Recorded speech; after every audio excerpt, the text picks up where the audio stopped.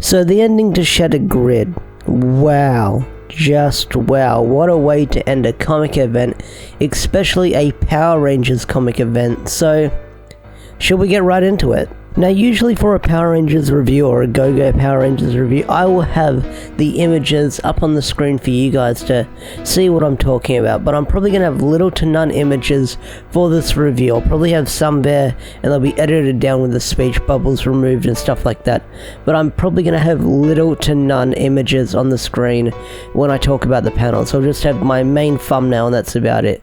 So if you want to read the comic along with the review, go right ahead, or just tab out and listen to my soothing voice as we talk about the Shattered Grid finale. So enough stalling, let's talk about it. Now this issue picks up where I talked about in my preview panels, where the Rangers are getting their ass handed to them and they're unable to win this uphill battle. They're just getting smoked. You see helmets cracked, people on the ground. It looks really brutal, and it doesn't look like the Rangers are going to be winning anytime soon as they're trying to overthrow Drakkon on the moon.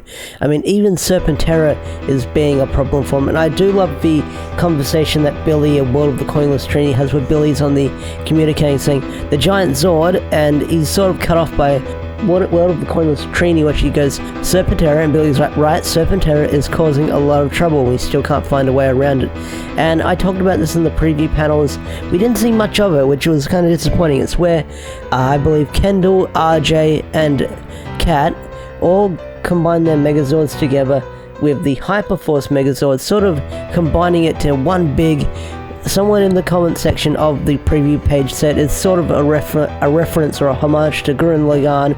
Yeah, in a way it is sort of like a homage to the Gurren Lagann, where they use the Black Dragon Zord power to make it grow, but a lot of stuff came before Gurren Lagann when it comes to mech, so it sort of is maybe a homage to that, or maybe it's not, who knows. But the mech sort of forming does remind me of Gurren Lagann, but everything with a mech sort of reminds people of Gurren Lagann these days. But anyways, as that happens, Jason jumps in the Q-Rex Zord from Super Mega Force, and he pilots it. He charges at Serpentera and takes it head on, and as he's charging at it, he says he feels the same way about Lauren.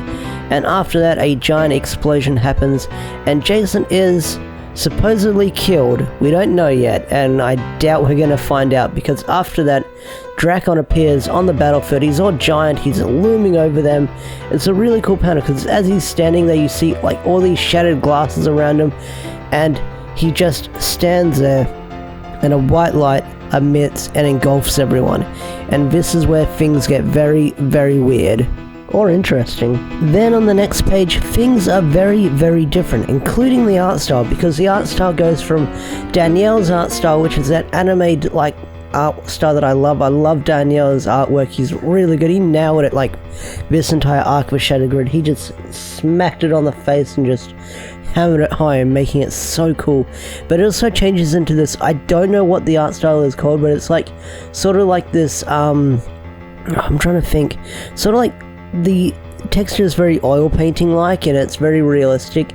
But anyways, it cuts to a man who looks like Tommy, who is Tommy, and he's living on a farm with his parents, and his parents are, ready for this, it's Rita and Zordon. And it's a really cool thing, because once you realize what happens, I might as well say what happens right now, because I'm not going to dance around it. Drakkon basically won the battle and reshaped reality. He was able to defeat the Rangers and reshape reality. And once you realize, I sort of caught on a few pages back, but after I scrolled back and realized why Rita and Zordon were his parents was because those were his mentors back then. Zordon was the mentor, that was the male one, and Rita was the person that corrupted him. So it's a weird symbolism for his mother and his father in a way, which is kind of weird. It's probably not symbolism, but it's a cool thing to look at and look into. But it's so weird that they have something like that. But as that's going on, Drakkon is sort of like this superhero in his own world. He's worshipped, he's a god. He's still got all his friends around him. You see the original 5 Rangers, including the people we met in Shattered Grid, including Jen and Lauren. And they live in this world where everyone admires Drakkon. He's a hero. He's loved by many. He's worshipped as a god. A lot of people said it was a lot like Injustice Superman, where Injustice Superman was worshipped like a god by everyone, but they also feared him. And you kind of see that in this as well, where he's getting interviewed by the news reporter, where people do seem nervous about talking to him. But in this world, Drakkon is just loved by many. I mean, he's got Finster 5 as his secretary. It's just a world that he created, and it's a world where everyone admires him. That was Lord Drakkon's ambition all along, because everyone was saying, what happens when Drakkon wins? Is he just going to kill all the Rangers? Because that's what I was saying when this started. I never thought that this would be his endgame, that he would be this multiverse buster where he would reshape the universe into his own liking or his own fitting. It's just very weird. But I do like the art style that they do for this world of Drakkon, where they just changed the art style and it looks somewhat really realistic. But as Lord Drakkon is in that world, he's being confronted by a reflection of Tommy, and we'll get into Tommy later, because oh boy, that's a handful of worms they're talking about. But as he's flying around, he's confronted by Tommy, a reflection of Tommy, and he's just saying how Drakkon's full of self-doubt and self-hate and stuff like that, where Drakkon this world was created by self-doubt and stuff like that, because you kind of understand what kind of character Drakkon is as we get down the line. After we see what Drakkon's life is like in his own world that he created, he walks into a diner where Kimberly is working, and she bows down to him saying, "Can I get you anything, Lord Drakkon?" And he just responds with, "Remember," as he pokes her forehead and touches her on the forehead. And that's when things get crazy, because it sort of does a rewind of time with Kimberly holding Tommy in her arms when he died back in issue 25 when Lord Drakkon stabbed him. And this is when things get crazy, because Tommy is now alive again for some reason, but that some reason sort of makes sense. Now, this is what happens. Lord Drakkon sort of reshaped reality and stuff went down. But as he got so powerful and created the reality, Tommy was somewhat revived. But what happened to him? I gotta explain what happened in issue 12 of Go-Go Power Rangers. So, remember when I was confused about World of the Coinless Kimberly shooting that arrow into Tommy way back then? She says, "I'm giving you a second chance." We sort of get an answer to that, because when Tommy died, his spirit or his soul sort of went in between time and space, and that's where he met the Morphin Masters and stuff like that happened. And as Lord Drakkon created this world, he sort of slipped into it, and that's how he's been communicating with Drakkon, being that self-doubt. And Drakkon's self-doubt is these giant creatures, these Chinese beasts in a way. It's sort of like a giant cat and stuff like that. Stuff like that he keeps fighting. So these giant monsters that are his self-doubt, they're sort of like these spiritual animals, spiritual beasts that he keeps fighting, that is his self-doubt and stuff like that. But as that is explained, we see the original team, and stuff gets explained and more crazy, because the Morphin Masters show up and they say, yeah, we slipped into the time between space and time, because when Lord Drakkon became all powerful, he easily overthrew us, because we didn't think no one would be able to get inside the Morphin grid. And I just want to say, you guys were sort of the cause of this, you Morphin Masters, because if you read the Free Comic Book Days, Zordon confronts these characters saying, "Can you please just pull the trigger and stop Lord Drakkon, just take him out now and save the world?" And the Morphin Masters said, we don't really see a need to do that, because you say your Power Rangers are so strong, they'll probably find a way to defeat them, but we don't think Lord Drakkon will ever get powerful to do anything to do this much harm. But they were wrong. But they also mentioned that because with the Morphin Masters, I believe you see red, blue and yellow, I believe, and they also say, yeah, there are 3 or 2 more, I believe, and we don't know where they are. Did Lord Drakkon take them out? We have no idea. So we learned that there are like 5 Morphin Masters, which makes sense because the Morphin Masters were like sort of mentioned in the show like once or twice within the lore of the original seasons, I believe, and then never brought up again. But Kyle and that they actually brought that character into light, and it made sense what they look like. Where they're just, if you haven't read the free comic book day issue, the Morphin Masters are just these beings of Power Rangers where they just have, like, they're sort of symmetrical in a way. They're split in half, and each side of their face will, like, each panel when they're shown on their sides of their faces will change into a different form of Power Rangers. So one half will be Mighty Morph and the other half will be Samurai and stuff like that. But anyways, those guys say, yeah, we didn't expect Lord Drakkon to attack us and defeat us, and he grabbed the Morphin, the Mighty Master Morphin key. I can't remember what it's called, but it's some sort of thing that made him the god of the world to create everything. After a lot of dialogue and catching the audience up with what just happened and explaining the plot, Lord Drakkon shows up to confront our heroes, and this is when we get one really cool fight scene, because there's one thing I should have brought up earlier when I was talking about Lord Drakkon's world. He has 2 Zords that he pilots around. I think Jen pilots the White Tiger Zord, and the other Zord is the Dragon Zord. So in his world where he's the god, he's got 2 Zords, 2 of the signature Zords that he has as the White and Green Ranger, which is really cool, and you actually get to see them. But the Rangers confront Lord Drakkon, and he kind of wipes the floor with him. He easily blasts Jason and Zack, and he stomps Billy into the ground. It's pretty cool that he wipes the floor with him still, and he's like, I'm a god here, you better kneel to me. So Lord Drakkon still has that god complex. But he's slowed down by Jen and Lauren showing up in the Tiger Zord and the Dragon Zord, and they slow him down. And as that happens, Tommy morphs to the Green Ranger and charges at Lord Drakkon and touches the Heart of the Morpher, or the Heart of the Master, I believe it's called one of them. But as he confronts them, they are both confronting each other, unmorphed, in sort of like this black void of space. And Lord Drakkon's asking where are his powers, and Tommy basically replies with, we're both in control here of the heart, equal power means it's just us. And Lord Drakkon smirks saying, you've made a terrible mistake thinking he's got the upper hand here. And he kind of does, because they exchange blows, they exchange kicks and punches, and each one of them has the upper hand, where like Drakkon is winning.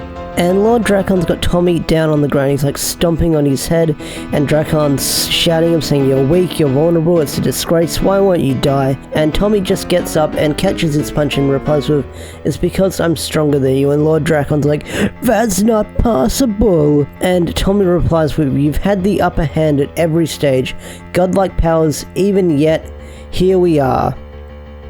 And Tommy counters with a swift jab to the face. And Tommy just basically says, the thing that makes us different, the fact that, Tommy replies with, you see, the thing that makes us different than all the other Tommy Olivers isn't the fact that you stayed with Rita. And Tommy goes, you think I'm weak because I rely on my friends, but the truth is, they're what's missing from you, Drakkon, because Tommy says, he basically says, my friends are the only reason why I exist. They're what get me through my trials, they're what get me through life, because Tommy says whenever I'm in trouble or I'm in a pinch, I can always rely on my friends to help me, and Lord Drakkon just relies on himself. He pushes everyone away because he thinks he can do it himself.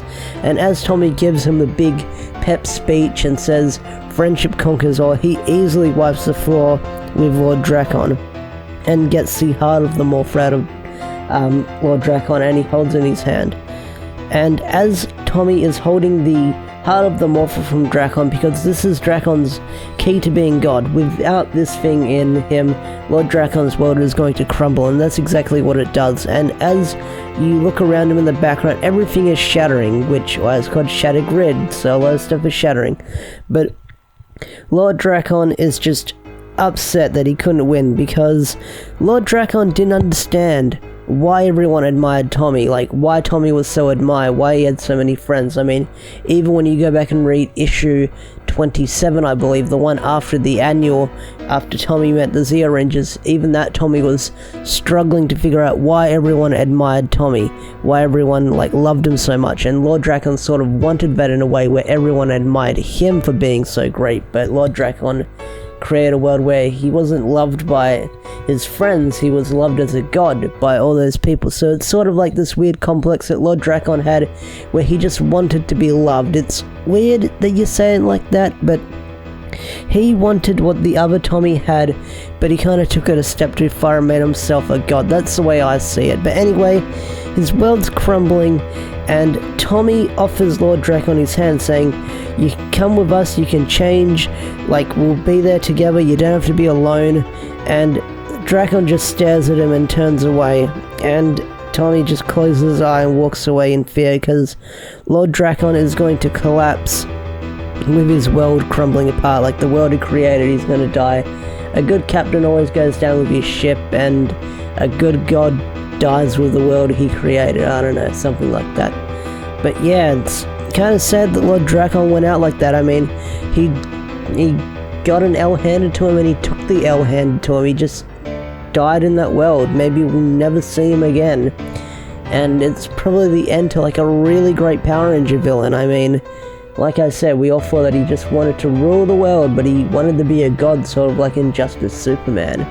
Lord Drakkon was something. After that, everyone is brought back to just sort of like this Dead Space reality, where it's just another white void, and this one is shaped like the command center. So they're sort of like in the Morphin grid, sort of like in between time and space, and Tommy is holding the heart of the Morpher, and Lauren says, I thought they were going to get things fixed, Tommy. You said that they'll be able to rebuild the multiverse. And the Red Mighty Morphin Master replies with, no, you kind of misunderstood us. We protect the heart of the Morpher. We do not wield this power, and we cannot do such a thing. But then he says, you can. And then they say, you got all of you Rangers have a connection to the grid together. You have the power to shape a new existence or put things back the way they were before. And then Trini, I believe, says, wait, the way they were before, that would mean... And then Jen replies with, no one would remember what just happened, so they wouldn't remember all these events that are happening. And then Billy says, a temporal paradox would be impossible to maintain. And then it sort of has this back and forth with each other. And then Zack says, what about World of the Coinless? What about Drakkon? Does he get reset? So what they're talking about is resetting the Power Ranger universe. They're going to flip that reset button and start again. And the Morphin Masters just reply with, existence would be returned to its original form the best it can be, for changes can be inevitable. The multiverse has been broken apart, and like a shattered pane of glass, it will never fit back together exactly the way it was. So, if you want to describe what Shattered Grid was like, or how they shattered the Morphin Grid, say you've got a crack in a glass, and you go to pour water into that glass, and glass keeps shattering it. The glasses and the cracks just keep spreading. Well, the cracks in the Morphin Grid and in the Power Ranger universe have spread so much that you cannot put anything back together. And Kyle was sort of hinting at this if you listen to the Ranger Danger podcast. He does say this all the time, like saying the Shattered Grid is like a plane of glass. It's starting to crack, and once it's cracked you can't put it together, and that's sort of what happened to the Power Rangers multiverse. But after that, it's sort of like back and forth, saying everything they fought for the sacrifice, what will happen to the other Power Rangers, and Jason gives this big speech saying this is what they were chosen for, we'll do it, we'll put it back together because we're the Power Rangers, and yeah, we'll do stuff like that. So they all put their hands together, and they say they're going to fix the multiverse, they're going to reset the universe. And that's kind of where Shattered Grid ends, because they say we're saving all of the universe, and it kind of ends with a bright light surrounding the 5 original Rangers, including Jen and Lauren. So this is where the story sort of ends, because it's a nice sweet moment where you see Lauren and Jason giving a look at each other, saying how they're going to miss each other.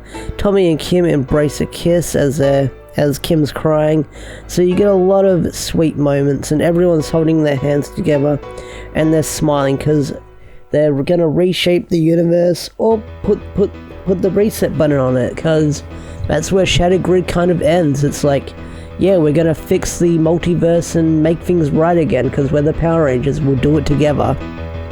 and that's where Shattered Grid ends. And with that said, Shattered Grid comes to a close, and I should give my final thoughts on this arc, on this comic event, because it was the first comic event I've ever read, I've ever kept up to date with, and it was something. I mean, I love the go-go part with it, with the Ranger Slayer. I love Lord Drakkon and his plans with, like, Lord Drakkon was a villain that you loved to hate, you never felt sorry for him, but you did feel sorry for him at that last moment. But Shattered Grid was some crazy event. It started off really strong with Tommy getting killed, and then it just kept getting higher and higher and higher, and then how crazy it went with this finale with Lord Drakkon reshaping the universe and becoming a god.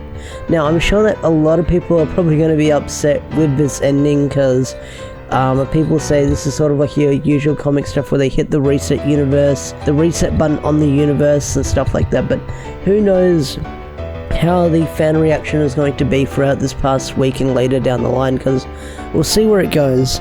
But anyways, I did enjoy Shattered Grid. It was one hell of a ride, and I'm so glad that you guys stuck around with me, and together we had a hell of a time covering it. And let's see where we go in Beyond the Grid, because I've got to talk about that.